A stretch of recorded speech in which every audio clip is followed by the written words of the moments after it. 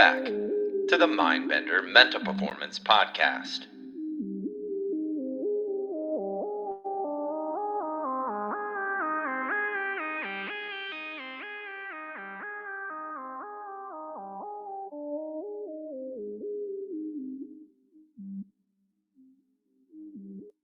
Episode 144 on the Mindbender Mental Performance Podcast, taking responsibility. Mental performance lessons from the mental game of baseball by the great Harvey Dorfman and his counterpart, Carl Kuehl. If you do ever run into Enrique Byronés, ask him about his experience with Kuehl back in the day. I'll tell you a lovely, passionate story about Carl Kuehl.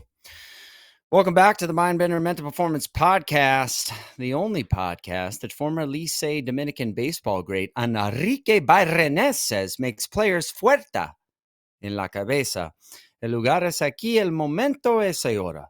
Wherever you are, the place is here. The time is now. We're taking it from the clouds to the dirt, one episode at a time. And you already know it's about showing up, being present, so we can knock down those mental and oftentimes emotional barriers that get in the way of consistent and confident performance outcomes. The foundation of responsibility, owning your game. Responsibility, yeah, dudes, it's a word that gets tossed around a lot.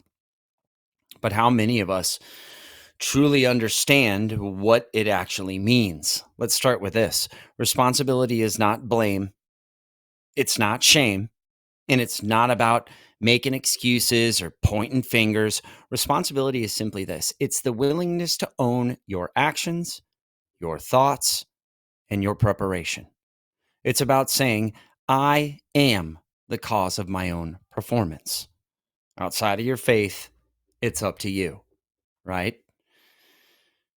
Dorfman and Kuehl, they nail it in the mental game of baseball. They write this, quote from the book. Responsibility begins with a willingness to acknowledge who we are and what we want to become, end quote. This is not just about baseball. Of course, it's about life because you're going to be a person a lot longer than you're going to be a player. It's stepping onto the field, into the batter's box, or onto the bump and saying, I'm in charge of what happens here. Not luck, not the umpire, not the weather, not what my dad says, not what my mom says, not what my teammate says, not what my girlfriend did. Me. Responsibility versus excuses. This is the line in the sand, and you know we got to hold the line. Hold the line, Viro. Let's be real. Excuses are everywhere in this game, right? The ump blew the call. The wind took my fly ball away, so I took that Magellan route and tripped over myself in the gap. Coach doesn't use me in the right position. We've all heard them. We've all said them. But the truth is, when you make excuses, you're giving away your power. You're saying, I'm not in control. Dorfman puts it perfectly in the book. He says, quote, the best performers separate themselves by knowing, accepting, and liking the fact they are responsible, end quote. Think about that. They like being responsible. Why? Because responsibility is freedom. When you own your game, you have the power to change it. You're not a victim of fate or bad breaks. You're the one driving the damn bus. Right? Why do players and people avoid responsibility? Why? Why do they dodge it? In the book, Dorfman and Kuehl lay it out, some of the reasons to avoid pain of failure, to protect the reputation or self-image, to get sympathy or attention, to avoid criticism or accountability. Sound familiar? It's human nature to avoid discomfort. But the deal is every excuse you make is a brick in the wall between you and your potential. It might feel good in the moment, but you're walling yourself up. Take it from Dorfman. He says, quote, self-blame diminishes a player. Responsibility makes him grow, end quote. The next time you feel the urge to blame something or someone else, stop and ask yourself, am I running from responsibility? If the answer is yes, you got to lean into it. You got to own it. You get to own it and you get to lean into it. How about the power of choice? The I choose to versus I have to. Language matters. In the beginning, there was the word. Now, that being said, if it's a word intended to poison you or cut you from someone, well, I can say the word water. I'm not going to get wet. So let's put it in perspective. But Dorfman talks about how players give away their power by saying things like, I have to pitch today. I have to follow my coach's instructions. I have to win this game. I have to get this out. Bullshit. You don't have to do anything. You choose to. That's what separates us from the dogs and the cats and the robots and the geese that can only fly south. Choice. Take advice, not orders. You get to choose. But make sure you're choosing wisely. You got the choice of two easies, easy to do or easy not to do. Choose wisely. Not making a choice at all is also a fucking choice. When you shift your language, you shift your mindset. I choose to pitch today because I love competing. I choose to follow my coach's instructions because I trust his experience and he wants the best for me. I choose to execute this pitch and I choose to win. And if I want to win, I ask myself, what's important now? Because I've prepared for this moment. The shift might seem small, but it's everything. It's the difference between feeling pressured and feeling powerful. So, how do you learn from some of these mistakes? Here's a hard truth. You're going to fail. Are you going to turn the failure into feedback? Are you going to turn the fear into fuel? You're going to strike out. You're going to hang a curveball and it's going to get banged to tank into the upper deck. And it's going to land in the bleachers.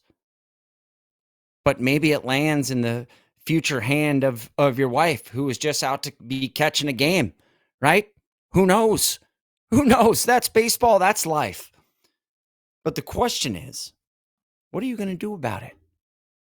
In the book, Dorfman says, responsibility is about recognizing the facts, learning from them, and applying what you've learned in the future. It's basically a well, better, how we talk about all the time. If you and I work together, you know that a post game, a post day execution journal, a PM routine in the PM journal, there's a well, better, how. What am I doing well? What do I need to be doing better? And how am I going to improve? What do I need to, maybe it's a start, stop, continue. What do I need to start doing? What do I need to stop doing? What do I need to continue doing? Think about that. Every mistake is a lesson waiting to be learned if you're willing to take responsibility for it. Take somebody like the great Mad Dog, Greg Maddux. When he gave up a nuke, he didn't sulk or make excuses. He studied the pitch. He learned from it and he adjusted, right? Looked at his sequencing. He looked at his setup. He looked at his preparation. He lived and died for the execution of the pitch. That's responsibility in action. So let's look at two clear paths. Accepting responsibility, you feel in control of your fate. You learn from mistakes. You approach the game with enthusiasm and power and from the soul. You build confidence through your actions, through your preparation. Rejecting responsibility, you feel controlled by luck or fate or the breaks. You avoid learning from mistakes. You feel pressure, frustration. You feel resentment. You lose confidence and motivation. Look at the two lists. Which player and person do you want to be?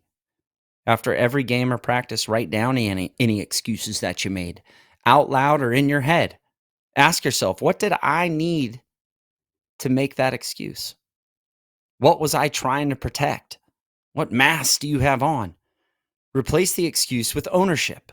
Instead of the umpire had a tight strike zone, say, I didn't adjust to the umpire's strike zone. This isn't about beating yourself up. It's about taking control of what you can control and letting go of what you can't. Self-blame diminishes a player. Responsibility makes him grow. Control what you can control. One of the strongest lessons in any of these books, development, self-help, philosophy, Aesop fables, go down the line, is the principle of defining what's in your control and what's out of your control. We talk about this all the time.